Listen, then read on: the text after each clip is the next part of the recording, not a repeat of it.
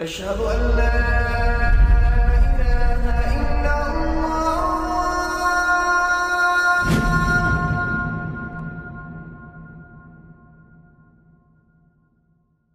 Raindrops media পরিবেশিত audio lecture series সিরাহ। এই সিরিজে আলোচিত হবে পৃথিবীর বুকে শ্রেষ্ঠতম মানুষ রাসূলুল্লাহ মুহাম্মদ সাল্লাল্লাহু আলাইহি ওয়াসাল্লামের জীবন কথা। ইন্নাল হামদালিল্লাহি ওয়াসসালাতু ওয়াসসালামু আলা রাসূলিল্লাহি ওয়া আলা আলিহি ওয়া আসহাবিহি ওয়া সাল্লামা তাসলিমান কাসীরান মাজিদান ইলা ইয়াউমিদ্দিন, আম্মা বা'দ। এর আগের পর্বে আমরা আলোচনা করেছিলাম আবু তালিব এবং খাদিজা রাদিয়াল্লাহু আনহার মৃত্যু নিয়ে। আবু তালিব ছিলেন রাসূলুল্লাহ সাল্লাল্লাহু আলাইহি ওয়াসাল্লামের পলিটিক্যাল প্রোটেকশন, আর খাদিজা ছিলেন তার ঘরের স্বস্তি। এই দুইজন মানুষ যখন বিদায় নিলেন, তখন রাসূলুল্লাহ সাল্লাল্লাহু আলাইহি ওয়াসাল্লামের জন্য সে সময়টা বেশ কষ্টকর হয়ে দাঁড়ায়। আবু তালিবের অনুপস্থিতিতে কুরাইশরা অনেক বেপরোয়া হয়ে ওঠে, যা আমরা আগে আলোচনা করেছি। এর ওপর যখন তাইফের লোকেরা রাসূলুল্লাহ সাল্লাল্লাহু আলাইহি ওয়াসাল্লামকে খুব বাজেভাবে প্রত্যাখ্যান করল, তখন সেটা কষ্টের ওপর আরও কষ্ট যোগ করল। নিরাপত্তাহীনতা, অসহায়ত্ব আর একাকিত্ব যেন রাসূলুল্লাহ সাল্লাল্লাহু আলাইহি ওয়াসাল্লামকে ঘিরে ধরল। আর তখনই ঘটল এক বিস্ময়কর ঘটনা, আল ইসরা ওয়াল মিরাজ। রাসূলুল্লাহ সাল্লাল্লাহু আলাইহি ওয়াসাল্লামের এই কষ্টের সময়ের পরে আল্লাহ তাআলার কাছ থেকে লাভ করলেন এক অনন্য সাধারণ উপহার, যেই উপহার এর আগে কাউকে দেয়া হয়নি, কোনো নবীকে না, কোনো রাসূলকে না, কোনো বান্দাকেও না। কষ্টের পরিমাণ যত বেশি হবে, তার সাথে সাথে আল্লাহ তাআলার পক্ষ হতে অনুগ্রহের পরিমাণও অনেক বেশি হবে। আল ইসরা ওয়াল মিরাজ ছিল আল্লাহর পক্ষ থেকে রাসূলুল্লাহ সাল্লাল্লাহু আলাইহি ওয়াসাল্লামের প্রতি একটি অনুগ্রহ। আল ইসরা ওয়াল মিরাজ ছিল একটি বিস্ময় ভ্রমণ। এই ভ্রমণের মাধ্যমে রাসূলুল্লাহ সাল্লাল্লাহু আলাইহি ওয়াসাল্লামকে আল্লাহ তাআলা তার শক্তি আর ক্ষমতার কিছু নিদর্শন দেখিয়েছেন, যেন আল্লাহ রাসূল সাল্লাল্লাহু আলাইহি ওয়াসাল্লাম ঈমানি শক্তিতে আরও বেশি বলিয়ান হতে পারেন। শিরকের বিরুদ্ধে যে মিশন তিনি শুরু করেছেন, সেই মিশন চালিয়ে যেতে মনস্তাত্ত্বিকভাবে শক্তিশালী থাকা খুব জরুরি ছিল। এই একই উদ্দেশ্যে মূসা আলাইহিস সালামকে আল্লাহ তাআলার কিছু আয়াত বা নিদর্শন দেখা হয়েছিল। وما تلك بيمينك يا موسى قال هي عصاي أتوكأ عليها وأهش بها على غنمي ولي فيها مآرب أخرى قال ألقها يا موسى فألقاها فإذا هي حية تسعى قال خذها ولا تخف سنعيدها سيرتها الأولى واضمم يدك إلى جناحك تخرج بيضاء من غير سوء آية أخرى। হে মূসা, তোমার ডান হাতে ওটা কি? সে বলল, এটা আমার লাঠি, আমি এতে ভর দেই।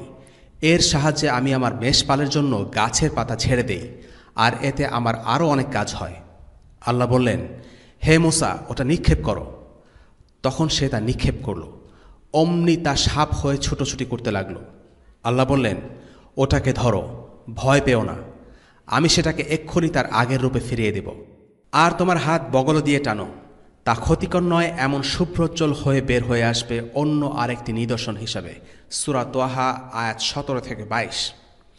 আল ইসরা ওয়াল মিরাজ ছিল রাসূলুল্লাহ সাল্লাল্লাহু আলাইহি ওয়াসাল্লামের জন্য স্বস্তি, সান্ত্বনা এবং প্রস্তুতি। আল্লাহ তাআলা সূরা ইসরা এবং সূরা নজমে এই ভ্রমণের কথা উল্লেখ করেছেন। সুবহানাল্লাযী আসরা বি'আবদিহি লাইলাম মিনাল মাসজিদিল হারাম ইলাল মাসজিদিল আকসাল্লাযী বারাকনা হাওলাহু লিনুরিয়াহু মিন আয়াতিনা ইন্নাহু হুয়াস সামিউল বাসীর। পবিত্র মহান সে সত্তা, যিনি তার বান্দাকে রাতে নিয়ে গিয়েছিলেন আল মসজিদুল হারাম থেকে আল মসজিদুল আকসা পর্যন্ত, যার আশেপাশে আমি বরকত দিয়েছি, যেন আমি তাকে আমার কিছু নিদর্শন দেখাতে পারি। তিনি সর্বশ্রোতা, সর্বদ্রষ্টা। সূরা ইসরা আয়াত 1। এবং লাকাদ রাআ মিন আয়াতি রাব্বিহিল কুবরা, সে তার প্রতিপালকের বড় বড় নিদর্শন দেখেছিল। সূরা আন-নাজম আয়াত 18। এই অসাধারণ ভ্রমণ সম্পর্কে আবুল হাসান আন-নাদভী রাহিমাহুল্লাহ একটি চমৎকার মন্তব্য করেছেন। তিনি বলেন, আল ইসরা কোনো যেনতেন ঘটনা নয়। এই ঘটনার সময়ে আল্লাহ রসুল দেখেছেন আল্লাহর বড় নিদর্শনগুলোকে, নিজ চোখে দেখেছেন আসমান ও জমিনের রাজ্যকে। এসবকে ছাড়িয়ে আল্লাহ রসুল সাল্লাল্লাহু আলাইহি সাল্লামের এই ভ্রমণ বিশেষ গুরুত্ব বহন করে। এই ভ্রমণের মধ্যে রয়েছে সুদূর প্রসারী হিকমা। আল ইসরা ঘোষণা করে মুহাম্মদ সাল্লাল্লাহু আলাইহি ওয়াসাল্লাম হলেন মক্কা এবং জেরুসালেম দুই কিবলার নবী। এই ইসরা ঘোষণা দেয় নবী মুহাম্মদ সাল্লাল্লাহু আলাইহি ওয়াসাল্লাম হলেন প্রাচ্য আর পাশ্চাত্যের ইমাম। তিনি হলেন সকল নবীর উত্তরসূরি এবং তিনি হলেন তারপরে আগত সকল প্রজন্মের ইমাম। এই ভ্রমণে নবীরা আল্লাহ রসুল সাল্লাল্লাহু আলাইহি সাল্লামের ইমামত্বে সালাহ আদায় করেছিলেন। এই ঘটনা আর কখনো ঘটেনি, যা বলে দেয় আল্লাহ রসুল সাল্লাল্লাহু আলাইহি সাল্লামের আনিত বার্তা হলো একটি সার্বজনীন বার্তা, যা সকল যুগ ও কালের জন্য প্রযোজ্য।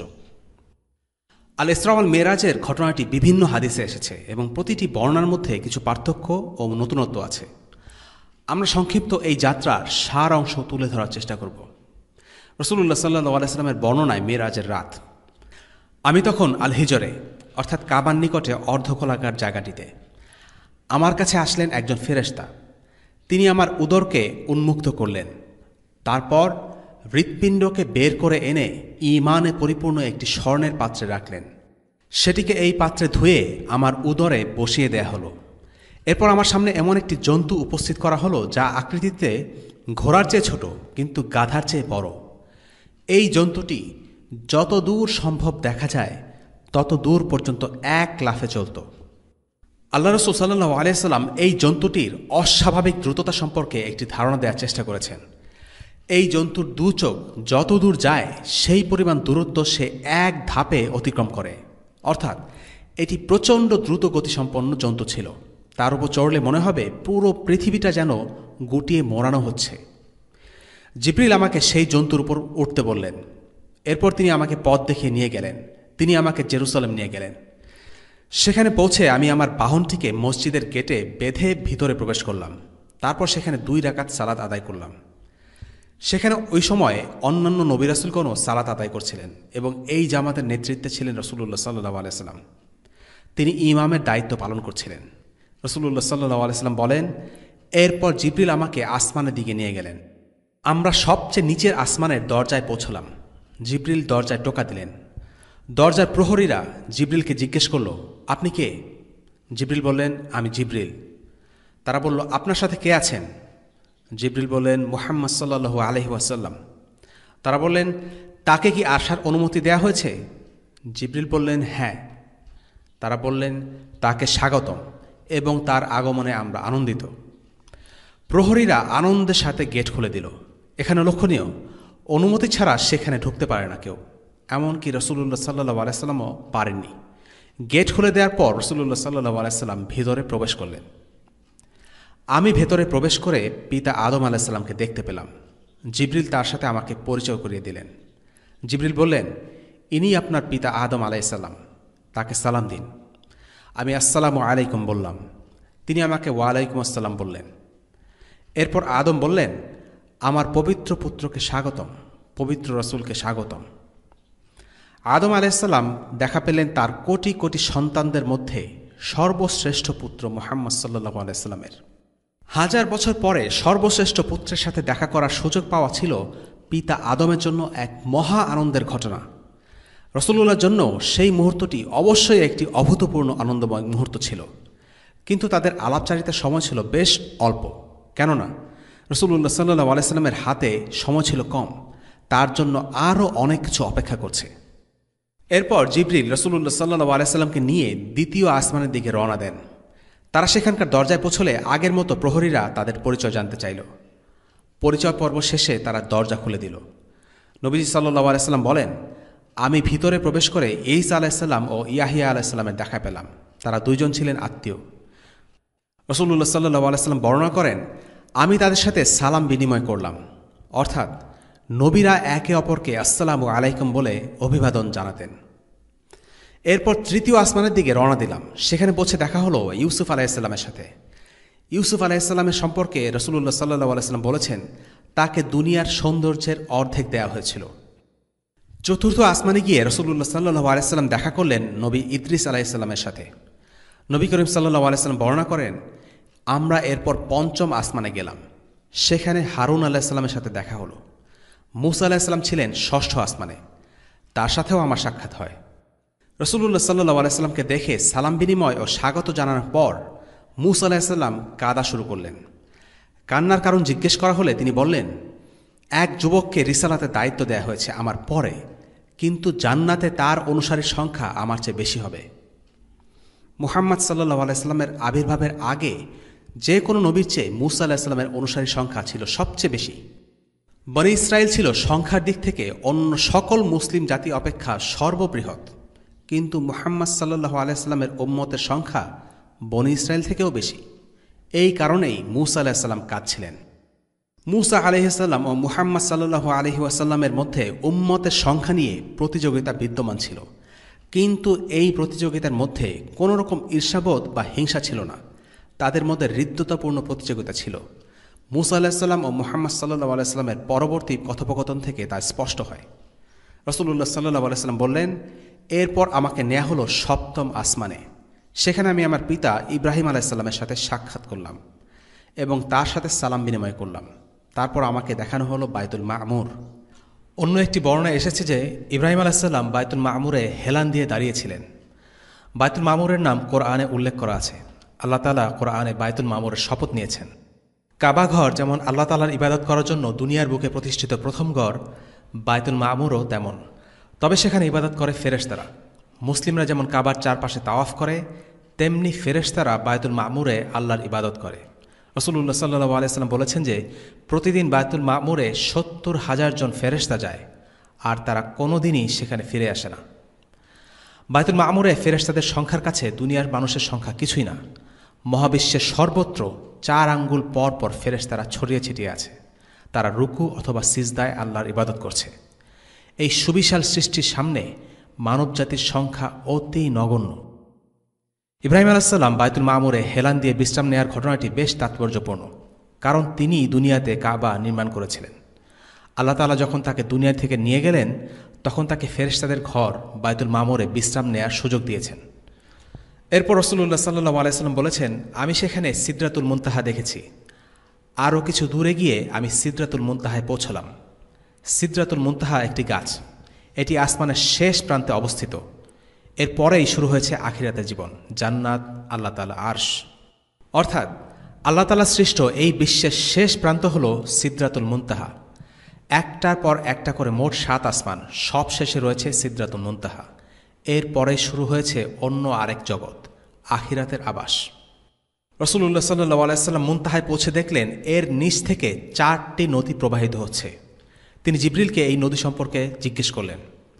জিবরিল আলাইহিস সালাম বললেন, ২টি নদী দৃশ্যমান আর বাকি ২টি নদী লুকায়িত। যে ২টি নদী দেখা যায় সেগুলো হলো নীল নদ ও ফোরাত নদী, আর লুকায়িত নদীগুলো জান্নাতের নদী। দুনিয়ার নীল নদ ও ফোরাত নদী এতটাই পবিত্র যে এই ২টার সমতুল্য নদী আসমানেও রয়েছে। আর এই গাছটি জান্নাতের এত কাছে যে জান্নাতের ২টি নদী এর নিচ দিয়েই প্রবাহিত হচ্ছে। এই ৭ আসমানের আকাশ সম্পর্কে বলা আছে, প্রথম আসমান দ্বিতীয় আসমানের তুলনায় মরুভূমিতে পড়ে থাকা একটি আংটির মতো। দ্বিতীয় আসমান তৃতীয় আসমানের তুলনায় মরুভূমিতে পড়ে থাকা আরেকটি আংটির মতো। এভাবে পরেরগুলো একই। আর সপ্তম আসমান কুরসির তুলনায় মরুভূমিতে একটি ছোট্ট আংটির মতো। সর্বনিম্ন আসমানের তুলনায় কুরসি যে কতটা বড় সেটা ধারণা করা আমাদের সাধ্যের বাইরে। আমরা যে দুনিয়ায় আছি তা প্রথম আসমানের মধ্যে অবস্থিত, কারণ আল্লাহ তাআলা বলেছেন, ওয়ালাকাদ যায়্যানাস সামাআদ দুনিয়া বিমাসাবিহা, আমরা সর্বনিম্ন আসমানকে নক্ষত্ররাজি দিয়ে সজ্জিত করেছি। অর্থাৎ সমস্ত নক্ষত্ররাজি সর্বনিম্ন আসমানে অবস্থিত, আর সমস্ত নক্ষত্ররাজির সর্বশেষ সীমানায় মানুষ এখনও পৌঁছতে পারেনি। আর রাসূলুল্লাহ সাল্লাল্লাহু আলাইহি সাল্লাম এই সুবিশাল সৃষ্টি দেখার সুযোগ পেয়েছিলেন। এটি ছিল অনন্য সাধারণ এক সফর। সিদরাতুল মুনতাহা অতিক্রম করে সামনে যাওয়ার পর তিনি আরও ওপরে ওঠেন। শেষ পর্যন্ত আল্লাহ তাআলার সাথে সাক্ষাৎ করেন। এটাই ছিল তার ভ্রমণের চূড়ান্ত গন্তব্যস্থল। আল্লাহ তাআলা তাকে প্রতিদিন ৫০ ওয়াক্ত সালাত আদায় করার নির্দেশ দিলেন। রাসূলুল্লাহ সাল্লাল্লাহু আলাইহি সাল্লাম বলেন, আমি ফিরে আসছিলাম, পথিমধ্যে মূসা আলাইহিস সালামের সাথে দেখা। তিনি আমাকে জিজ্ঞেস করলেন, আল্লাহ আপনাকে কি বলেছেন? আমি বললাম, আল্লাহ তাআলা আমার উম্মতকে প্রতিদিন ৫০ ওয়াক্ত সালাত আদায় করার হুকুম দিয়েছেন। মূসা বললেন, আপনার উম্মত তা পালন করতে পারবে না। আমি আপনার আগে অনেক লোককে দেখেছি এবং আমার কম বনি ইসরায়েলের সাথে দীর্ঘ সময় কাটিয়েছি। মানুষের ব্যাপারে আমার অভিজ্ঞতা আছে। আপনি আল্লাহ তাআলার কাছে ফিরে যান, সালাতের সংখ্যা কমিয়ে দিতে বলুন, যাতে আপনি নিশ্চিন্ত হতে পারেন। রসুলুল্লাহ তার বয়োজ্যেষ্ঠ রসুলের কথা অনুযায়ী আল্লাহ তাআলার কাছে ফিরে গেলেন। সালাতের সংখ্যা কিছুটা কমিয়ে দিন। আল্লাহ তাআলা সালাতের সংখ্যা 10 ওয়াক্ত কমিয়ে দিলেন। মুহাম্মদ সাল্লাল্লাহু আলাইহি ওয়াসাল্লাম নতুন নির্দেশ নিয়ে নিচে নেমে আসছিলেন। তার সাথে আবার মূসা আলাইহিস সালামের দেখা হলো। মূসা জিজ্ঞেস করলেন, কি হয়েছে? রসুলুল্লাহ তাকে খুলে বললেন।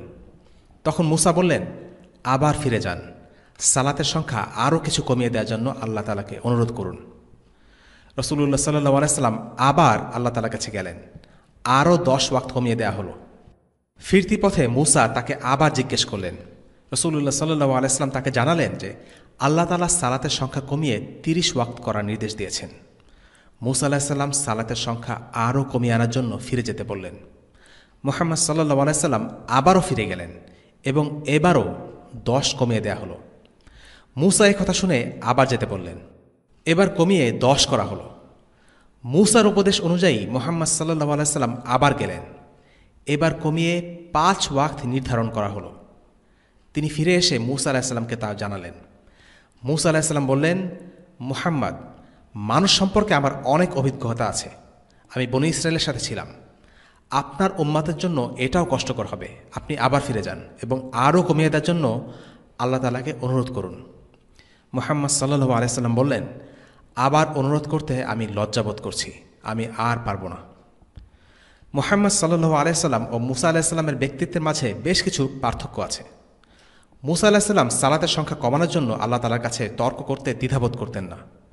মূসা আলাইহিস সালামই হচ্ছেন সেই নবী যিনি আল্লাহ তাআলাকে বলেছিলেন তিনি আল্লাহকে দেখতে চান, অথচ আল্লাহ তাআলাই তার সাথে কথা বলেছিলেন, যার সুযোগ অন্য কোনো নবী পাননি। তারপরও মূসা আলাইহিস সালাম শুধু কথা বলে ক্ষান্ত হলেন না, আল্লাহর সাথে দেখা করতে চাইলেন। এর ফলে কি ঘটেছিল তা কোরআনে আছে। তিনি অজ্ঞান হয়ে পড়েছিলেন। আবার তিনি মৃত্যুর ফেরেশতাকে ঘুষি মেরেছিলেন এবং এতে মৃত্যুর ফেরেশতার চোখ ভালোভাবেই আঘাতপ্রাপ্ত হয়েছিল। আল্লাহ তাআলা প্রেরিত সমস্ত নবী রাসূলগণের উদ্দেশ্য ও লক্ষ্য একই ছিল, কিন্তু তাদের এক একজনের ব্যক্তিত্ব এক এক রকম ছিল। এদিকে মুহাম্মদ সাল্লাল্লাহু আলাইহি ওয়াসাল্লাম সালাতের সংখ্যা কমানোর জন্য যেতে লজ্জা পাচ্ছিলেন। ঠিক এই সময় তিনি একটি কণ্ঠস্বর শুনতে পেলেন। এটাই আপনার উম্মতের জন্য নির্ধারণ করা হয়েছে। প্রতিদিন 5 ওয়াক্ত সালাত আদায় করতে হবে, তবে এর জন্য 50 ওয়াক্তের পুরস্কার দেয়া হবে। সেই একই রাতে রাসূলুল্লাহ সাল্লাল্লাহু আলাইহি ওয়াসাল্লাম দুনিয়াতে ফিরে আসেন। এরপর তিনি উম্মে আইমানের কাছে গিয়ে সমস্ত ঘটনা খুলে বললেন। তিনি বলেন, আমি রাতে জেরুজালেম গিয়ে ফিরে এসেছি। উম্মে আইমান বললেন, হে আল্লাহর রাসূল, এই কথা আপনি কাউকে বলবেন না। কেউ আপনার কথা বিশ্বাস করবে না। সবাই বলবে এটা অবাস্তব ঘটনা। উম্মে আইমান রাসূলুল্লাহ সাল্লাল্লাহু আলাইহি ওয়াসাল্লামকে ঠিকই বিশ্বাস করেছিলেন, কিন্তু তিনি আশঙ্কা করছিলেন যে অন্য লোকেরা এই কথা বিশ্বাস নাও করতে পারে। আর কুরাইশ মুশরিকরা তো এই কথা নির্ঘাত উড়িয়ে দেবে। যেখানে জেরুজালেম যেতে প্রায় 1 মাস সময় লাগে, সেখানে রাসূলুল্লাহ সাল্লাল্লাহু আলাইহি ওয়াসাল্লাম 1 রাতের মধ্যেই সেই জায়গায় গিয়েছিলেন। শুধু তাই নয়, ওই 1 রাতেই সেখান থেকে মক্কায় ফিরে এসেছেন এবং এরই মধ্যে 7 আসমান ঘুরে দেখেছেন। তাই উম্মে আইমান তাকে এই ঘটনা সবাইকে বলতে মানা করছিলেন। কিন্তু রাসূলুল্লাহ সাল্লাল্লাহু আলাইহি ওয়াসাল্লাম বললেন, না, আমি এই ঘটনা সবাইকে জানাবো। লোকেরা যাই বলুক না কেন, আমি এই সত্য ঘটনা প্রচার করতে পিছপা হব না। এটা আমার উপর অর্পিত দায়িত্বের একটি অংশ। আমার দায়িত্ব হচ্ছে সবাইকে জানিয়ে দেয়া। এই বিশাল ঘটনার তাৎপর্য ও এই ঘটনা নিয়ে লোকেদের প্রতিক্রিয়া সামনে নেয়া কতটা কঠিন হবে সে সম্পর্কে রাসূলুল্লাহ সাল্লাল্লাহু আলাইহি ওয়াসাল্লামের ধারণা ছিল। তিনি জানতেন বিষয়টা সহজ হবে না। তিনি বেশ চুপচাপ ও চিন্তিত ছিলেন। তিনি কয়েকজনকে এই ঘটনাটি জানালেন। এক পর্যায়ে তা আবু জাহেলের কাছে পৌঁছে গেল। রাসূলুল্লাহ সাল্লাল্লাহু আলাইহি ওয়াসাল্লাম তখন মসজিদে। লোকজন কেমন প্রতিক্রিয়া দেখাবে তা নিয়ে তিনি উদ্বিগ্ন। আবু জাহেল তার কাছে এসে বলল, মুহাম্মদ, কোনো নতুন সংবাদ আছে নাকি? রাসূলুল্লাহ সাল্লাল্লাহু আলাইহি ওয়াসাল্লাম বললেন, হ্যাঁ আছে। আবু জাহেল বলল, কি সেই খবর? রাসূলুল্লাহ বললেন, আমি গত রাতে জেরুজালেম গিয়ে আবার সেই রাতেই ফিরে এসেছি। আবু জাহেল বলল, জেরুজালেম? রাসূলুল্লাহ সাল্লাল্লাহু আলাইহি ওয়াসাল্লাম বললেন, হ্যাঁ, জেরুজালেম। এবার আবু জাহেল বলে উঠল, মুহাম্মদ, আমি যদি এখনই তোমার লোকদের এখানে ডেকে আনি তাহলে কি তুমি তাদের সামনে ঠিক এই কথাটাই বলতে পারবে যা আমাকে এই মাত্র বলেছ? তিনি উত্তর দিলেন, হ্যাঁ, অবশ্যই পারব।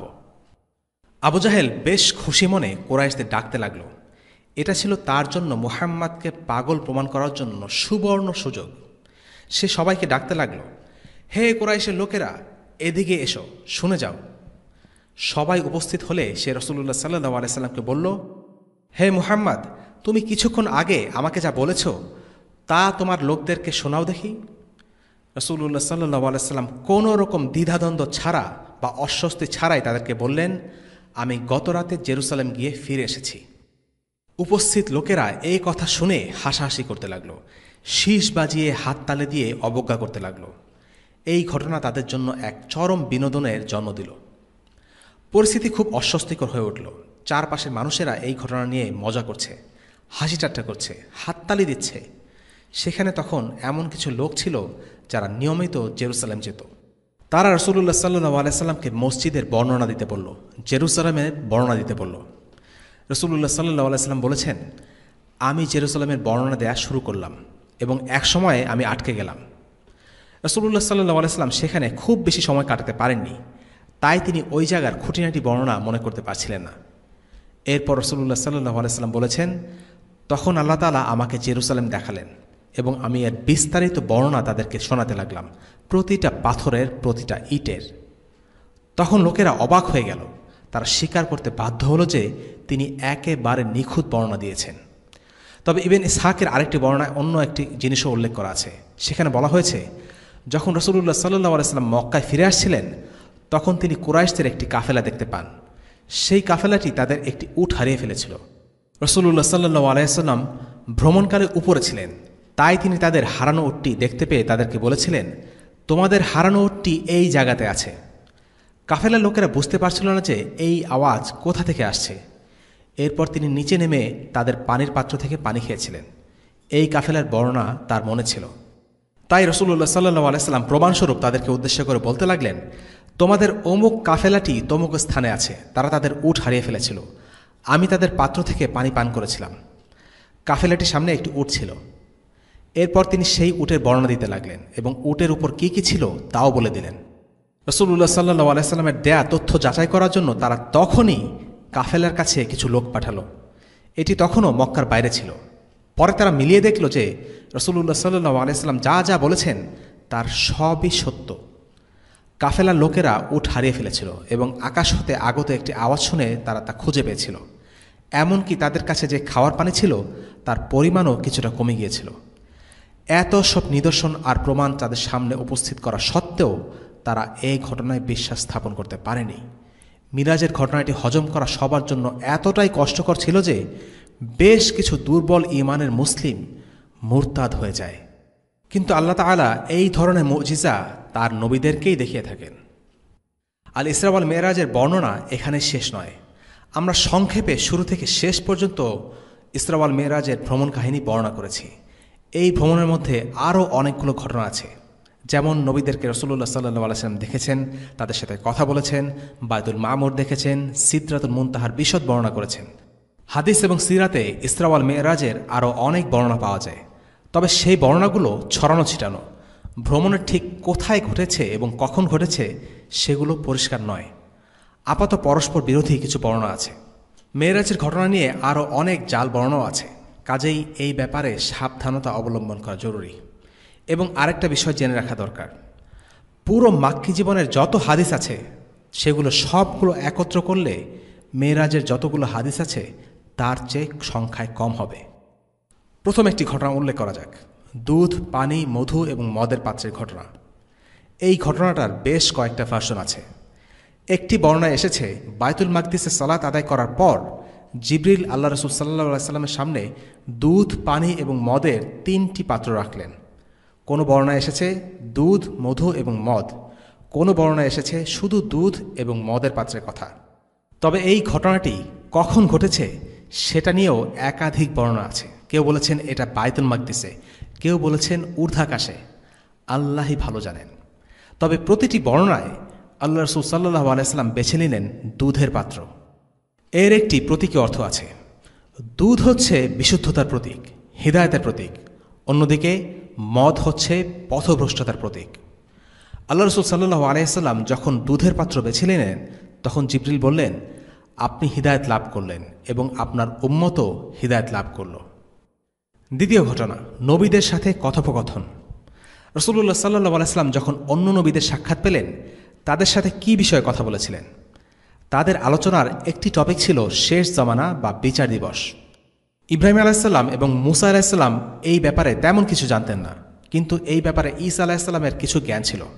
আমরা জানি শেষ জামানায় ঈসা আলাইহিসসালাম আবার ফিরে আসবেন এবং দাজ্জালকে হত্যা করবেন। এরপর আগমন ঘটবে ইয়াজুজ এবং মাজুজের। তারা পৃথিবীর সমস্ত পানি খেয়ে ফেলবে।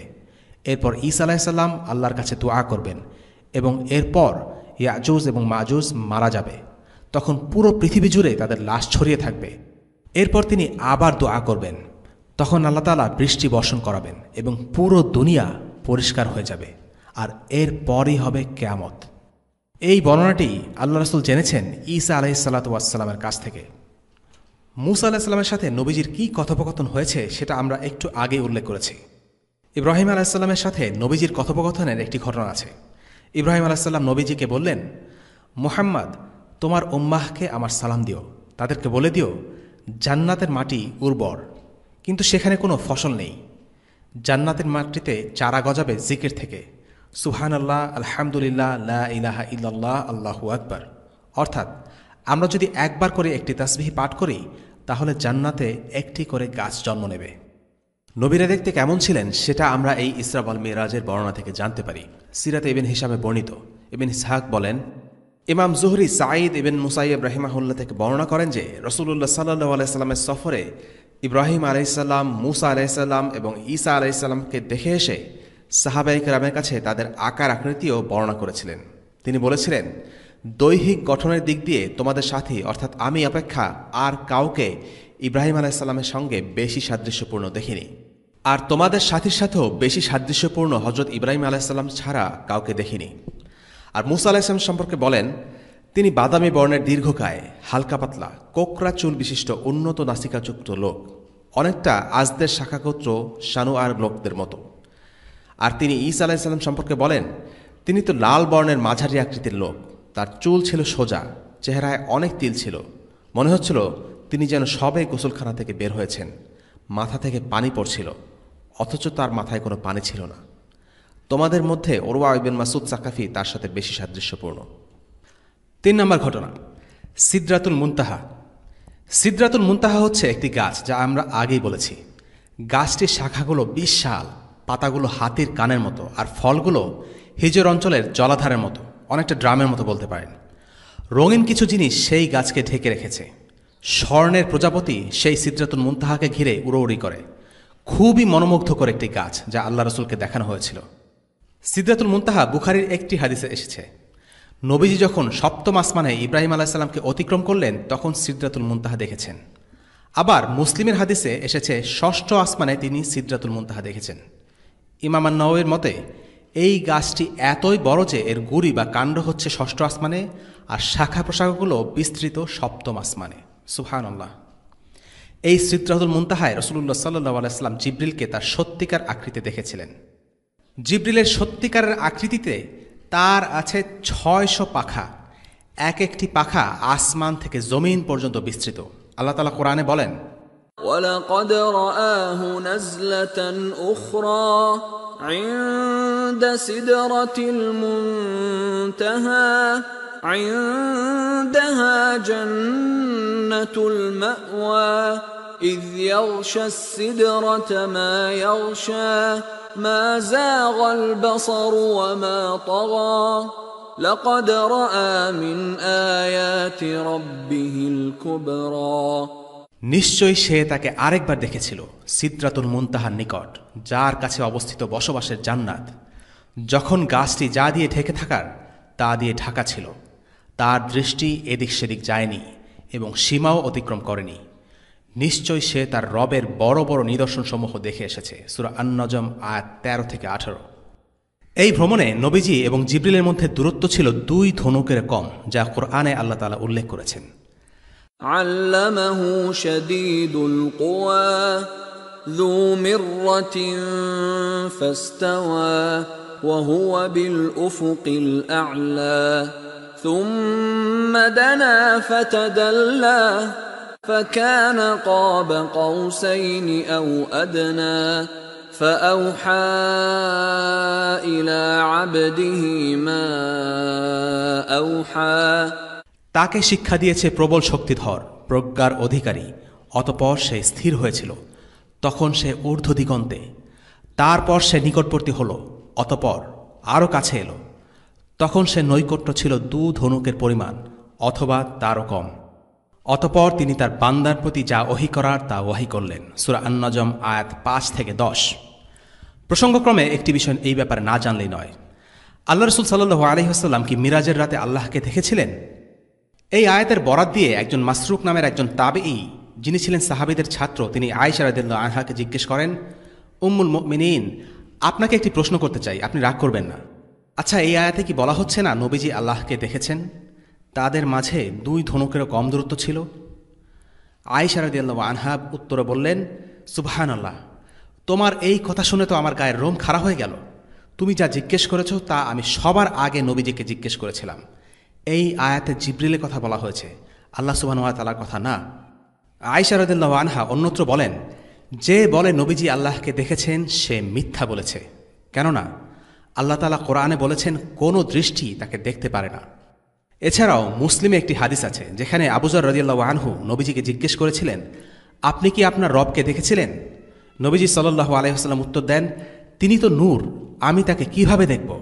অর্থাৎ নবীজি আল্লাহকে দেখেননি, তিনি তার নূর দেখেছেন। যখন বলা হয় মেরাজের রাতে আল্লাহ রাসূল সাল্লাল্লাহু আলাইহি ওয়াসাল্লাম আল্লাহকে দেখেছেন, তখন বোঝানো হয় তিনি আল্লাহকে অন্তর দিয়ে দেখেছেন, চোখ দিয়ে নয়। আল্লাহ তাআলাকে এই দুনিয়াতে দেখা সম্ভব নয়, যা আমরা মূসা আলাইহিস সালামের ক্ষেত্রে দেখেছি। তবে আখিরাতে মুমিনরা আল্লাহকে দেখতে পাবে। 4 নম্বর ঘটনা, কলম। বায়তুল মামুরের পর আল্লাহ রাসূল সাল্লাল্লাহু আলাইহি ওয়াসাল্লামকে এমন একটি জায়গায় নিয়ে যাওয়া হয় যেখানে তিনি কলমের লেখন শব্দ শুনতে পাচ্ছিলেন। এটা কোন কলম? এটা হচ্ছে আল্লাহ তাআলার প্রথম সৃষ্টি, যা আমরা আল্লাহ রাসূল সাল্লাল্লাহু আলাইহি ওয়াসাল্লামের একটি হাদিস থেকে জানি। কিয়ামত পর্যন্ত যা কিছু হবে তার সব কিছু এই কলম দিয়ে লেখা হয়ে গেছে।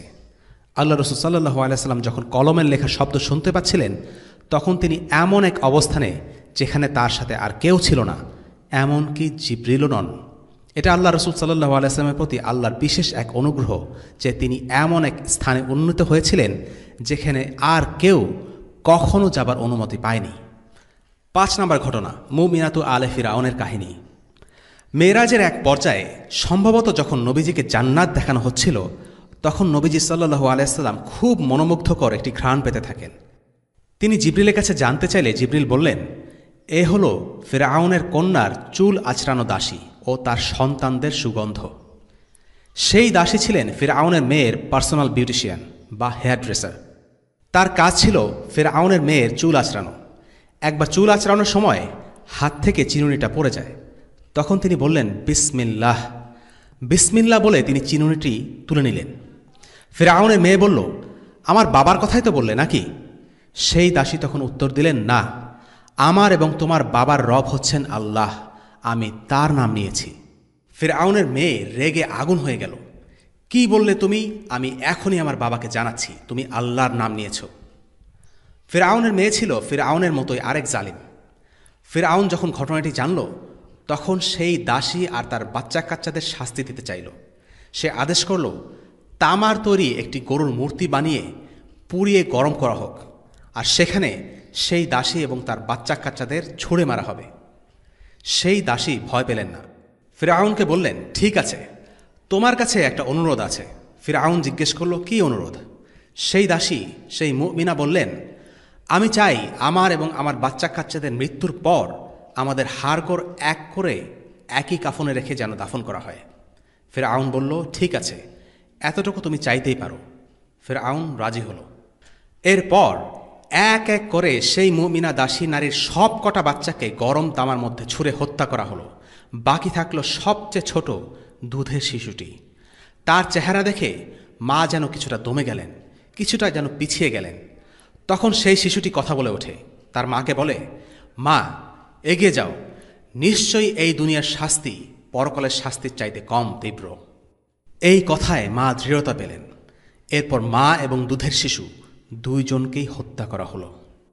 ঘটনাটি বর্ণনা করার পর ইবনে আব্বাস বলেন, 4 জন শিশু দোলনায় কথা বলে উঠেছিল। তারা হলো ঈসা ইবনে মারিয়াম, জুরাইজের সঙ্গী, ইউসুফের সাক্ষী এবং ফিরআউনের কন্যার দাসীর পুত্র। এই মুমিনা নারীর ঈমান এতটাই গভীর আর তীব্র ছিল যে আল্লাহ তাআলা জান্নাতকে সুবাসিত করেছেন তার সম্মানে। নিশ্চয়ই আল্লাহর জন্য নিজেকে বিলিয়ে দেওয়ার বিনিময়ের কোনো তুলনা নেই। 6 নম্বর ঘটনা, সূরা বাকারার শেষ 2 আয়াত।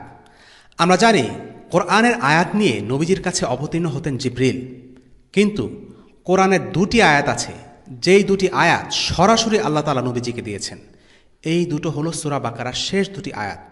অর্থাৎ এই 2টি আয়াত জমিনে নাজিল হয়নি, বরং নবীজি যখন মেরাজে সপ্তাকাশে ভ্রমণ করেছিলেন তখন এই 2টি আয়াত স্বয়ং আল্লাহ তাকে দিয়েছেন। এই আয়াত দুটির অনেক ফজিলত আছে। এই আয়াত দুটোর ব্যাপারে একটি হাদিসে রাসূলুল্লাহ সাল্লাল্লাহু আলাইহি ওয়াসাল্লাম বলেন, যে ব্যক্তি ঘুমানোর আগে এই 2টি আয়াত পড়বে, এই আয়াত দুটি তার জন্য যথেষ্ট হয়ে যাবে। এর একাধিক অর্থ হতে পারে। কেউ বলেছেন এই আয়াত শয়তান থেকে রক্ষা করে, কেউ কেউ বলেছেন এই আয়াত পড়লে তাহাজ্জুদ আদায়ের সওয়াব পাওয়া যায়। আমরা একটু আগেই উল্লেখ করেছি মেরাজের ঘটনা নিয়ে অনেক জাল বর্ণনা প্রচলিত আছে। তার মধ্যে একটি বহুল প্রচলিত জাল ঘটনা হচ্ছে, যখন রাসূলুল্লাহ সাল্লাল্লাহু আলাইহি ওয়াসাল্লাম আল্লাহর সাথে দেখা করতে যান, তখন আল্লাহ জিজ্ঞেস করেন, তুমি আমার জন্য কি এনেছো? এবং রাসূলুল্লাহ সাল্লাল্লাহু আলাইহি ওয়াসাল্লাম উত্তর দিলেন, আত্তাহিয়াতু লিল্লাহি ওয়াসসালাওয়াতু, এই দোয়াটি, অর্থাৎ তাশাহুদ, যেটা আমরা নামাজে পড়ে থাকি। কিন্তু বিজ্ঞ উলামাদের মতে এই ঘটনার কোনো ভিত্তি নেই।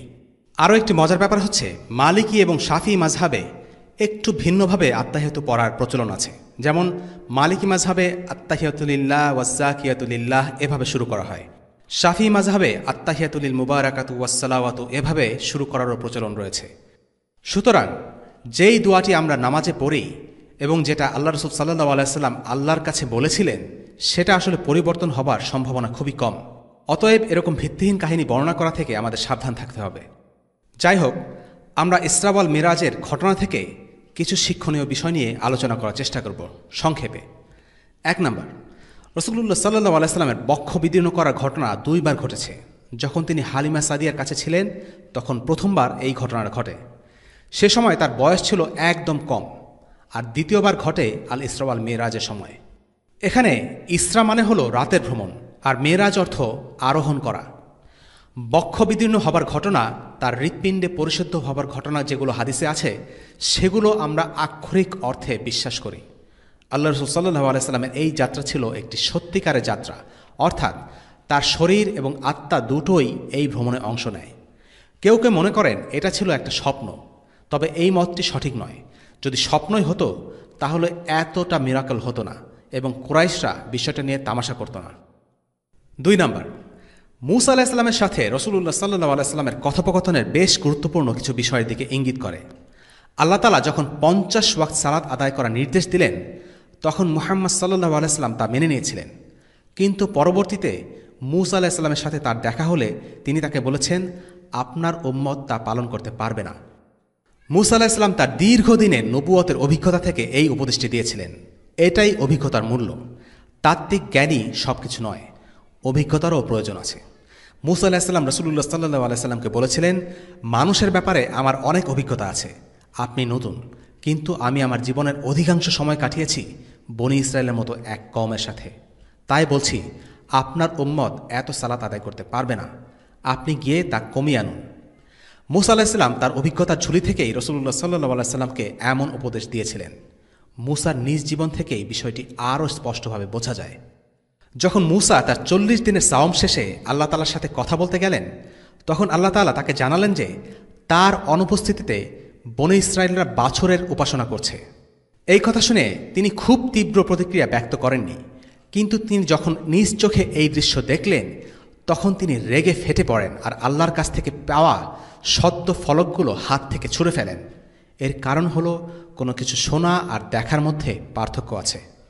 আল্লাহ তাআলা যখন নবীজিকে 5 ওয়াক্ত সালাত নির্ধারণ করে দিলেন, তখনও মূসা আলাইহিস সালাম বলেছিলেন, 5 ওয়াক্ত সালাত আদায় করাও এই উম্মতের জন্য কষ্টকর হয়ে পড়বে। মূসা আলাইহিস সালাম আসলে ঠিকই বলেছিলেন। বর্তমানে মুসলিমদের অধিকাংশই প্রতিদিন 5 ওয়াক্ত সালাতও ঠিকমতো আদায় করে না। অনেকে নিজের ইচ্ছানুযায়ী সালাত আদায় করে, অর্থাৎ কিছু আদায় করে আবার কিছু বাদ দেয়, আবার অনেকে কিছুই করে না। আল্লাহ মূসা আলাইহিস সালামের উপর রহম করুন, যিনি মুসলিম উম্মার জন্য নামাজকে সহজ করে দিয়েছেন। যদি প্রতিদিন 50 ওয়াক্ত সালাত আদায় করা লাগত, তবে কতই না কষ্টকর হতো। মূসা নিঃসন্দেহে ধন্যবাদ পাওয়ার যোগ্য। প্রকৃতপক্ষে নবী রাসূলদের মধ্যে যে প্রতিযোগিতা বিদ্যমান ছিল, তাতে কোনো রকম হিংসা বিদ্বেষ ছিল না, বরং তারা একে অপরের প্রতি সহানুভূতিশীল ছিলেন। রাসূলুল্লাহ সাল্লাল্লাহু আলাইহি সাল্লামকে দেখে মূসা আলাইহিস সালামের কেঁদে ফেলার কারণ ছিল, তিনি জানতেন রাসূলুল্লাহর অনুসারীর সংখ্যা তার অনুসারী থেকে অনেক বেশি হবে, কিন্তু তারপরও তিনি রাসূলুল্লাহকে তার উম্মতের সুবিধার জন্য উপদেশ দিয়েছিলেন। রাসূলুল্লাহর প্রতিও তার সহানুভূতিমূলক মনোভাব ছিল। আল্লাহ তাআলার সকল নবী একে অপরকে ভালোবাসেন। তাদের মধ্যকার প্রতিযোগিতা ছিল একে অপরকে ভালোবাসার প্রতিযোগিতা। শেষ বিচারের দিনে বিভিন্ন নবী রাসূলদের অনুসারীর সংখ্যা হবে বিভিন্ন রকম। কারো সাথে 10 জন অনুসারী থাকবে, আবার কারো সাথে 5 জন বা 1 জন। আবার কোনো নবী উপস্থিত হবেন একেবারে একা। এমন নবী থাকবেন যিনি সারা জীবন ধরে মানুষকে দ্বীনের পথে আহ্বান করেছেন, কিন্তু কেউই তাদের এই আহ্বানে সাড়া দেয়নি। এরপর রাসূলুল্লাহ সাল্লাল্লাহু আলাইহি ওয়াসাল্লাম কিয়ামতের দিন এক বিশাল জনসমুদ্র দেখে ভাববেন এটা তার উম্মত, কিন্তু সেটি হবে মূসার উম্মত। রাসূলুল্লাহ সাল্লাল্লাহু আলাইহি ওয়াসাল্লামের উম্মতের সংখ্যা হবে আরও বেশি। 3. আল ইসরা ওয়াল মিরাজের ঘটনা থেকে আরেকটি শিক্ষণীয় বিষয় হল সালাতের গুরুত্ব। ইসলামের সকল ইবাদতের আদেশ নাজিল হয়েছে দুনিয়ার বুকে জিবরিলের মাধ্যমে, কিন্তু একমাত্র সালাতের হুকুম আল্লাহ তাআলা সরাসরি দিয়েছেন। রাসূলুল্লাহ সাল্লাল্লাহু আলাইহি ওয়াসাল্লামের সাথে একান্ত সাক্ষাতে এই আদেশ দেওয়া হয়েছে। মূসা আলাইহিস সালাম যখন তুর পর্বতের উপর আল্লাহ তাআলার সাথে সরাসরি কথা বলেছিলেন, তখন আল্লাহ তাআলা বনী ইসরায়েলের জন্য সালাতের বিধান নির্ধারণ করে দেন। অর্থাৎ এই ক্ষেত্রেও আল্লাহ তাআলা সালাতের নির্দেশ তার রাসূলকে সরাসরি জানিয়ে দিয়েছিলেন। ইন্নানী আনাল্লাহু লা ইলাহা ইল্লা আনা ফা'বুদনি ওয়া আকিমিস সালাতা লিযিকরি। আমি আল্লাহ, আমি ব্যতীত কোনো ইলাহ নেই, অতএব আমার ইবাদত করো এবং আমার শরণার্থে সালাত কায়েম করো। সূরা তাহা আয়াত 14। আর ওই সময়ে মূসা আলাইহিস সালাম রিসালাতের দায়িত্ব পেয়েছিলেন। 40 বছর বয়সে রসুল হওয়ার পরপরই মূসাকে সালাতের নির্দেশ দেওয়া হয়েছিল। প্রথমে লা ইলাহা ইল্লাল্লাহ এবং পরে সালাতের নির্দেশ। এতেই বোঝা যায় সালাত মুসলিমদের জন্য কতটা গুরুত্বপূর্ণ। রাসূলুল্লাহ বলেছেন, মুমিন ও কাফেরদের মধ্যে পার্থক্য হল সালাত আদায় না করা, এমনকি ঠিক সময় সালাত আদায় না করাও একটি গুনাহ। উলাইকা আল্লাযীনা আন'আমা আল্লাহু আলাইহিম মিনান নাবিয়্যিনা মিন যুররিয়্যাতি আদম ওয়া মিম্মান হামালনা মা'a নূহিন ওয়া মিন যুররিয়্যাতি ইব্রাহীম ওয়া ইসরাঈল ওয়া মিম্মান হাদাইনা ওয়াজতাবাইনা إذا تتلى عليهم آيات الرحمن خروا سجدا وبكيا। তাদের পর তাদের অপদার্থ বংশধররা এলো, তারা সালাত নষ্ট করল এবং কুপ্রবৃত্তির অনুবর্তী হল। সুতরাং তারা অচিরেই পথভ্রষ্টতা প্রত্যক্ষ করবে। সূরা মারিয়াম আয়াত 58। যারা সালাতকে অবহেলা করেছে, অর্থাৎ সালাত আদায় করেনি, আল্লাহ তাআলা তাদের জন্য জাহান্নামের ওয়াদা করেছেন। ইবনে আব্বাস এই আয়াতের ব্যাপারে বলেছেন যে এখানে ওই সব লোকদের কথা বলা হয়নি যারা কিনা সালাত একদমই আদায় করে না, বরং সেসব লোকদের কথা বলা হয়েছে যারা অর্ধেক সালাত আদায় করে। ইবনে খাত্তাব রাহিমাহুল্লাহ বলেছেন, যদি কোনো ব্যক্তি ফরজ সালাত ইচ্ছাকৃতভাবে ছেড়ে দেয়, তবে সেই ব্যক্তি ইসলাম থেকে বের হয়ে গেল। যদিও আলিমদের মধ্যে এই ব্যাপারে কিছুটা মতপার্থক্য আছে, কিন্তু এই ব্যাপারে সবাই একমত যে সালাত ইসলামের সবচেয়ে গুরুত্বপূর্ণ বিধান। এই বিধান থেকে কেউই পার পাবে না। আর্থিক সামর্থ্য বা সাথে যাওয়ার মতো কেউ না থাকলে হজ মাফ করে দেয়া হয়। অসুস্থতা বা বয়সজনিত সমস্যার কারণে সাওম মাফ করে দেয়া হয়েছে। আর নির্দিষ্ট পরিমাণ সম্পদ না থাকলে কাউকে যাকাত আদায় করতে হয় না, কিন্তু কোনো অবস্থাতেই সালাত ছেড়ে দেয়া যাবে না। কেউ যদি দাঁড়িয়ে সালাত আদায় করতে না পারে তবে সে বসে আদায় করবে, বসে আদায় করতে না পারলে শুয়ে আদায় করবে, শুয়ে আদায় করতে না পারলে আঙ্গুল দিয়ে ইশারায় সালাত পড়বে, আর যদি তাও না করতে পারে তাহলে চোখের ইশারায় সালাত আদায় করবে। অবস্থা যাই হোক না কেন সালাত আদায় করতেই হবে। যতক্ষণ জ্ঞান আছে সালাত আদায়ের ক্ষেত্রে কোনো ছাড় নেই। এমনকি যুদ্ধ চলাকালীন সময়েও সালাত আদায় করতে হবে। সালাত হলো এমন একটি ইবাদত যা ছেড়ে দেওয়ার জন্য কোনো অজুহাতই কার্যকর হবে না। মুসলিম আলিমগণ বলেছেন যে শত্রুপক্ষের উপর নজরদারি করার সময় আঙ্গুল দিয়ে ইশারায় সালাত আদায় করা যাবে। 5 নম্বর শিক্ষা, প্রত্যেক পরীক্ষা বা কষ্টের পর আল্লাহ তাআলা বান্দাকে স্বস্তি দেন। নবুয়তের 7ম বছরের পর পরবর্তী 3টি বছর ছিল কঠিন একটা সময়। প্রথমত এই 3 বছর নবীজি সাল্লাল্লাহু আলাইহি ওয়াসাল্লাম তার অনুসারী এবং তার গোত্র লোকদের নিয়ে শেরে আবু তালিবে অবরুদ্ধ অবস্থায় কাটান। দ্বিতীয়ত অবরোধ থেকে মুক্তির কিছুদিন পরেই মারা গেলেন তার চাচা আবু তালিব এবং এরপর স্ত্রী খাদিজা। তৃতীয়ত আবু তালিবের মৃত্যুর পর কুরাইশরা অত্যাচারের মাত্রা আরও বাড়িয়ে দিল। এবং চতুর্থত তয়েফের লোকেরা আল্লাহ রাসূল সাল্লাল্লাহু আলাইহি ওয়াসাল্লামের সাথে জঘন্য আচরণ করেছিল। কিন্তু এত কিছুর পরেও আল্লাহ রাসূল সাল্লাল্লাহু আলাইহি ওয়াসাল্লাম ভেঙে পড়েননি। তিনি তার কার্যক্রম চালিয়ে যেতে থাকেন। আর তখনই ঘটল এই অসাধারণ ঘটনা। দীর্ঘ কষ্টের সময়ের পর আল্লাহ তাআলা তাকে এই ভ্রমণের সুযোগ দিয়েছেন। এই ভ্রমণে জিবরিল আলাইহিস সালাম ছিলেন তার পথপ্রদর্শক। এই ভ্রমণে তিনি পূর্ববর্তী নবী রাসূলদের সাথে দেখা করার সুযোগ পান। এই ভ্রমণ ছিল যেন সত্যিকারের এক বিস্ময় রাজ্যে ভ্রমণ। তিনি আসমানের এমন স্তরে উঠতে পেরেছিলেন যেখানে আর কেউ অনুমতি পায়নি। এক জায়গা থেকে আরেক জায়গায় ঘুরে শেষ পর্যন্ত তিনি জান্নাতে প্রবেশ করেছিলেন। রাসূলুল্লাহ সাল্লাল্লাহু আলাইহি ওয়াসাল্লাম আল কাউসার নামের একটি নদী দেখেছিলেন। এটি তাকে দেয়া হয়েছে। এই নদী ছিল আল্লাহ তাআলার পক্ষ থেকে রাসূলুল্লাহ সাল্লাল্লাহু আলাইহি ওয়াসাল্লামের প্রতি এক বিশেষ উপহার। আল্লাহ তাআলা বলেছেন, কষ্টের সাথে রয়েছে স্বস্তি। এর মানে হলো আল্লাহ তার বান্দাদের কষ্টের জন্য উত্তম পুরস্কারের অঙ্গীকার করেছেন। একজন মুসলিম যত কষ্টের মধ্যেই থাকুক না কেন আল্লাহ তাআলা প্রতিটি কষ্টের বিনিময়ে তার জন্য কিছু না কিছু বরাদ্দ করে রেখেছেন, যা সে এই দুনিয়ায় অথবা পরকালে পাবে। সুতরাং একজন মুসলিমের কখনোই ভেঙে পড়া উচিত না। 6 নম্বর শিক্ষা, আমাদের মুসলিমদের নিজেদের দ্বীনের ব্যাপারে সৎ সাহস থাকা চাই। আমাদের মধ্যে মেরুদণ্ড থাকা চাই। ইসলামের ব্যাপারে আমরা যখন কথা বলবো তখন মাথা উঁচু করে বলবো। যদি লোকেরা আমাদের নিয়ে হাসি ঠাট্টা করে সেটা আমরা পাত্তা দেব না। আল্লাহ রাসূল সাল্লাল্লাহু আলাইহি ওয়াসাল্লামের সাথে এমন একটি ঘটনা ঘটেছিল যেটা ছিল একটা মুজিজা। যে কেউ হয়তো হেসে উড়িয়ে দেবে, কিন্তু আল্লাহ রাসূল সাল্লাল্লাহু আলাইহি ওয়াসাল্লাম ভয় পাননি। তিনি সাহসের সাথে কুরাইশদের বলেছেন তার সাথে রাতের বেলা কি হয়েছে। বাতিলের সামনে আমাদের এমনই হওয়া উচিত। 7 নম্বর শিক্ষা, হাদিস শাস্ত্রের মূলনীতি।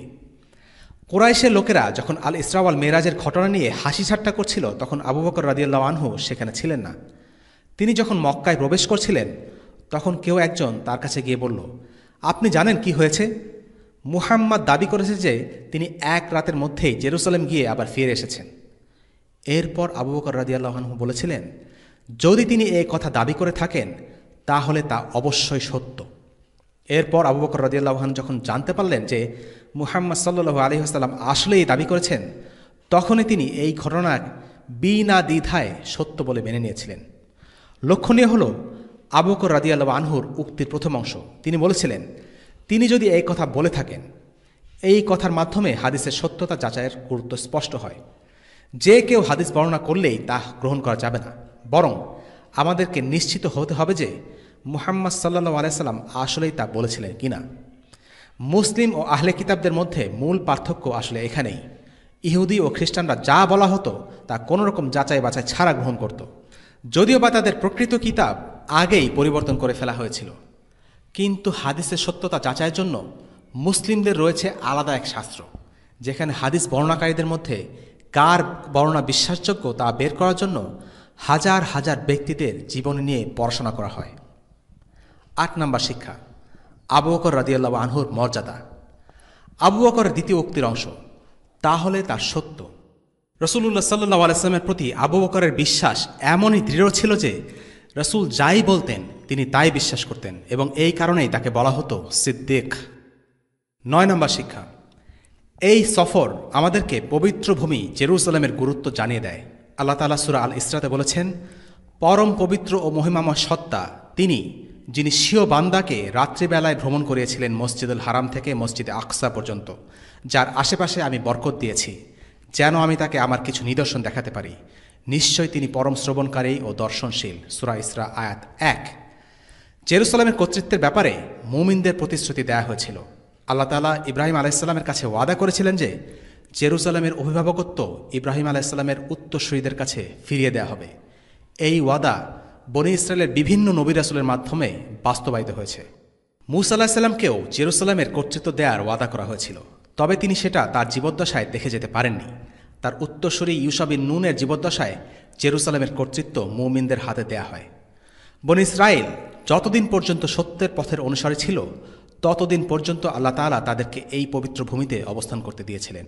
কিন্তু যখন তারা আল্লাহ তাআলার দ্বীন থেকে বিচ্যুত হয়ে পড়ল, নবীদের বিরুদ্ধে যুদ্ধ শুরু করে দিল, তাদেরকে খুন করতে লাগলো, এমনকি ঈসা আলাইহিস সালামকে হত্যা করার চেষ্টা চালালো, তখনই আল্লাহ তাআলা তাদের কাছ থেকে জেরুসালেম কেড়ে নিলেন এবং এই পবিত্র ভূমির দায়িত্ব ইসমাঈল আলাইহিস সালামের উত্তরসূরিদের উপর অর্পণ করলেন। আর এই কারণেই জেরুসালেম এখন মুহাম্মদ সাল্লাল্লাহু আলাইহি ওয়াসাল্লাম ও তার উম্মতের ভূমি। যুগ যুগ ধরে নবী রাসূলগণ যে বাণী প্রচার করেছেন, সর্বশেষ রাসূল মুহাম্মদ সাল্লাল্লাহু আলাইহি ওয়াসাল্লাম সেই একই বাণীরই বাহক। এখন তিনি আদম আলাইহিস সালামের সমস্ত সন্তানের নেতা। যে কারণে বনী ইসরায়েলকে জেরুসালেমে কর্তৃত্ব দেয়া হয়েছিল, সেই একই কারণে উম্মতে মুহাম্মাদীকে জেরুসালেমের কর্তৃত্ব দেয়া হয়েছে। কারণটি ছিল তাওহীদ। মূসা আলাইহিস সালাম যেমন তার জীবদ্দশায় জেরুসালেম জয় করতে পারেননি, কিন্তু তারই অনুসারী ইউশা বিন নুন আলাইহিস সালামের সময় তা মুসলিমদের কর্তৃত্বে আসে, ঠিক তেমনি মুহাম্মদ সাল্লাল্লাহু আলাইহি ওয়াসাল্লাম তার জীবদ্দশায় জেরুসালেম জয় করতে না পারলেও ওমর ইবনুল খাত্তাব রাদিয়াল্লাহু আনহুর শাসনামলে তা মুসলিমদের অধীনে চলে আসে। জেরুসালেমের তৎকালীন ধর্মীয় ও রাজনৈতিক নেতৃবৃন্দ মুসলিমদের সাথে যুদ্ধ করার সাহস করেনি। তবে মুসলিমরা যখন জেরুসালেমের গেটে পৌঁছল, তারা বলল, আমরা মুসলিমদের খলিফা ছাড়া আর কারো কাছে আত্মসমর্পণ করব না। চাবি নেয়ার জন্য তাকেই এখানে আসতে হবে। এজন্য ওমর ইবনুল খাত্তাব রাদিয়াল্লাহু আনহু জেরুসালেমের চাবি নেয়ার জন্য মদিনা থেকে জেরুসালেমে এসেছিলেন।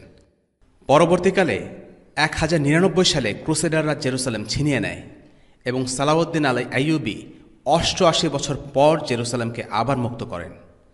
এরপর থেকে 1917 সাল পর্যন্ত জেরুসালেম মুসলিমদের কর্তৃত্বে থাকে। 1917 সালে ব্রিটিশরা জেরুসালেম দখল করে। এরপর আস্তে আস্তে সেখানে ইহুদিদের মাইগ্রেশন শুরু হয়। প্রথমে ব্রিটিশ সরকার, পরবর্তীতে আমেরিকার সরকার এই পুরো প্রক্রিয়াটাকে স্পন্সর করে। তারা ইহুদিদেরকে অস্ত্রশস্ত্র দিয়ে সাহায্য করে।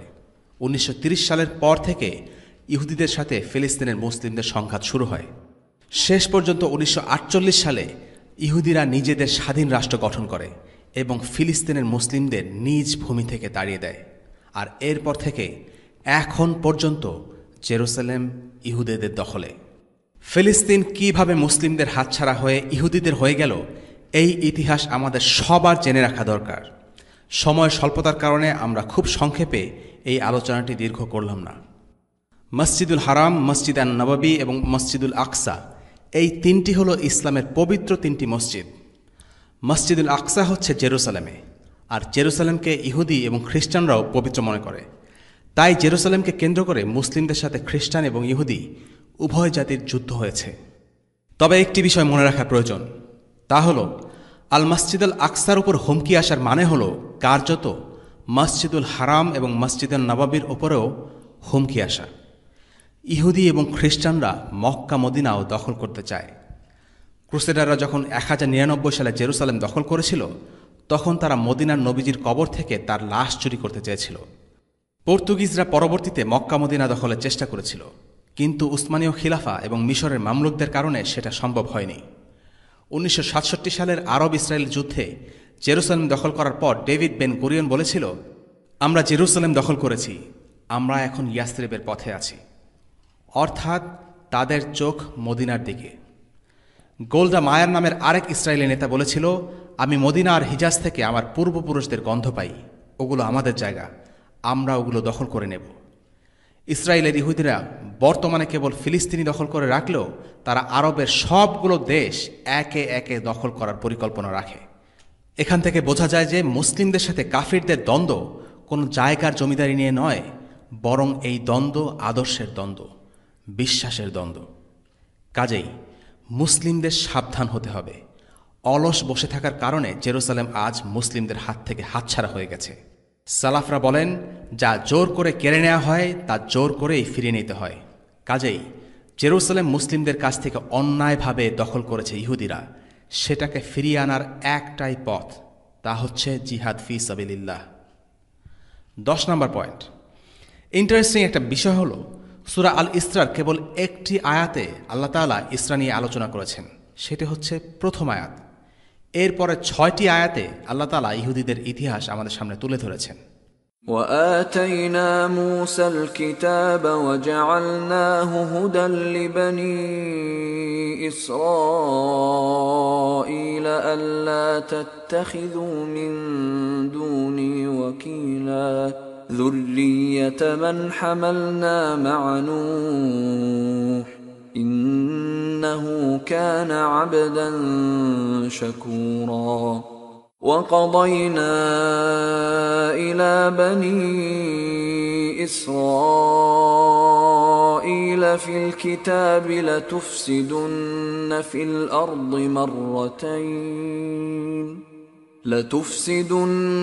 في الأرض مرتين ولتعلن علوا كبيرا فإذا جاء وعد أولاهما بعثنا عليكم عبادا لنا أولي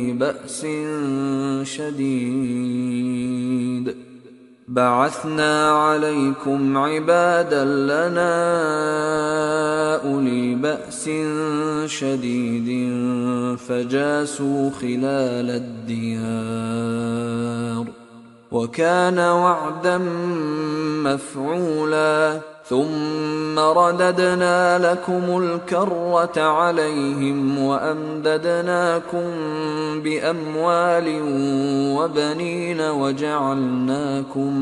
وجعلناكم أكثر نفيرا إن أحسنتم أحسنتم لأنفسكم وإن أسأتم فلها فإذا جاء وعد الآخرة ليسوءوا وجوهكم وليدخلوا المسجد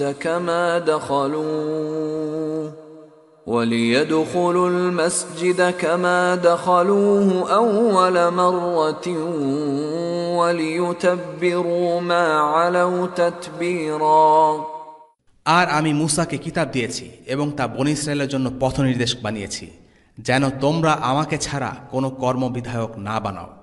সে তাদের বংশধর যাদেরকে আমি নূহের সাথে আরোহণ করিয়েছিলাম, নিশ্চয়ই সে ছিল কৃতজ্ঞ বান্দা। আর আমি বনী ইসরায়েলকে কিতাবে সিদ্ধান্ত জানিয়েছিলাম যে তোমরা জমিনে 2 বার অবশ্যই ফাসাদ করবে এবং অধ্যুত দেখাবে মারাত্মকভাবে। অতঃপর যখন এই 2-এর প্রথম ওয়াদা আসলো, তখন আমি তোমাদের উপর আমার কিছু বান্দা পাঠালাম যারা কঠোর যুদ্ধবাজ। অতঃপর তারা ঘরে ঘরে ঢুকে ধ্বংসযজ্ঞ চালালো, আর এই ওয়াদা পূর্ণ হওয়ারই ছিল। তারপর আমি তাদের বিরুদ্ধে তোমাদের জন্য পালা ঘুরিয়ে দিলাম, ধন সম্পদ ও সন্তান সন্ততি দিয়ে তোমাদেরকে মদত করলাম এবং জনবলে তোমাদেরকে সংখ্যাধিক্যে পরিণত করলাম।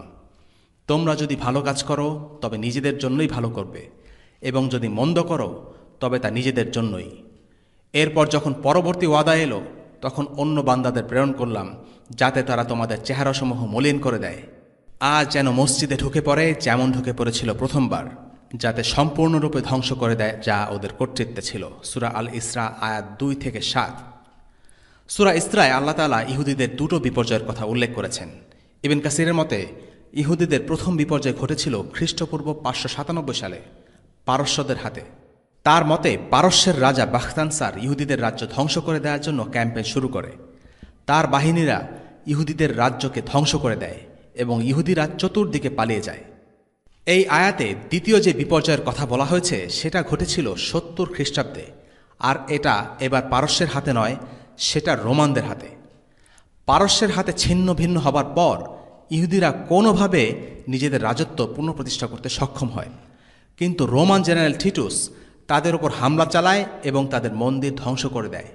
ইহুদিরা এবারও পালিয়ে যায়। দুইবারই তারা পালিয়ে আরবের দিকে চলে আসে, আর এভাবেই আরবে ইহুদিদের বসবাসের সূচনা। বহু বছর পর ইহুদিরা আবারও নিজেদের একটি রাজ্য প্রতিষ্ঠা করতে সক্ষম হয়েছে। প্রশ্ন হচ্ছে, এই রাজ্য কি স্থায়ী হবে? উত্তর হচ্ছে না। তাদের প্রথম বিপর্যয় হয়েছিল পারস্যের হাতে, দ্বিতীয় বিপর্যয় হয়েছিল রোমানদের হাতে, আর তৃতীয় বিপর্যয় হবে মুসলিমদের হাতে। শেষ জামানায় মুসলিমদের সাথে ইহুদিদের প্রচণ্ড যুদ্ধ হবে এবং ইহুদিরা সেই যুদ্ধে পরাজিত হবে। প্রশ্ন আসতে পারে, ইহুদিদের সাথে মুসলিমদের অনেকগুলো যুদ্ধ হয়েছে এবং মুসলিমরা সেসবে পরাজিত হয়েছে, কিন্তু শেষ জামানার সেই যুদ্ধে মুসলিমরা কিভাবে জয়লাভ করবে, কেন জয়লাভ করবে? এর উত্তরে বলতে হয়, ইহুদিদের সাথে আগে যে যুদ্ধগুলো হয়েছে সেগুলো কোনো সুস্পষ্ট উদ্দেশ্য নিয়ে সংঘটিত হয়নি, জাতীয়তাবাদ কিংবা অন্য কোনো আদর্শের জন্য সংঘটিত হয়েছে, ইসলামের পতাকা তলে হয়নি, লা ইলাহা ইল্লাল্লাহ কায়েম করার জন্য হয়নি। মুসলিম দেশের শাসকরা সেই যুদ্ধ করেছিল রাজনৈতিক স্বার্থে, তাদের আনুগত্য আল্লাহ সুবহানাহু ওয়া তাআলার প্রতি ছিল না। প্রকৃত মুসলিম উম্মাহ এখনও ইহুদিদের সাথে যুদ্ধ করেনি, যার কারণে আগের যুদ্ধগুলোতে ইহুদিরা বিজয়ী হয়েছিল, কিন্তু ভবিষ্যতে সেই যুদ্ধটি হবে ভিন্ন রকম। এই বিজয় আসার কারণ হল, মুসলিমরা এই যুদ্ধ এই কারণে করবে যে তাদের সত্যিকারের পরিচয় হলো তারা মুসলিম। হাদিস থেকে আমরা জানি, সেই যুদ্ধে ইহুদিরা পাথরের পেছনে, গাছের পেছনে লুকিয়ে আশ্রয় খুঁজবে, আর তখন পাথর আর গাছগুলো মুসলিমদের বলে উঠবে, হে মুসলিম, হে আব্দুল্লাহ, আমার পেছনে একজন ইহুদি আছে, তাকে হত্যা করো। শুধু গারকাত গাছ চুপ করে থাকবে।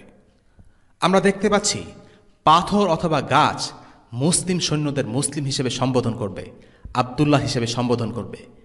পাথর বা গাছ হে আরব, হে ফিলিস্তিনি, হে বাঙালি এভাবে সম্বোধন করবে না, বরং মুসলিম বাহিনীর সদস্যরা যে দেশ বা যে অঞ্চলের হোক না কেন, গাছ বা পাথর তাকে মুসলিম বা আব্দুল্লাহ বলে সম্বোধন করবে। অর্থাৎ মুসলিমরা যখন জাতীয়তাবাদকে ছুঁড়ে ফেলে মুসলিম পরিচয় নিয়ে যুদ্ধ করবে, তখন তারা ইহুদিদের সাথে জয়ী হবে। ওয়াসাল্লাল্লাহু আলা সাইয়্যিদিনা মুহাম্মদ ওয়া আলা আলিহি ওয়া আসহাবিহি ওয়া সাল্লাম।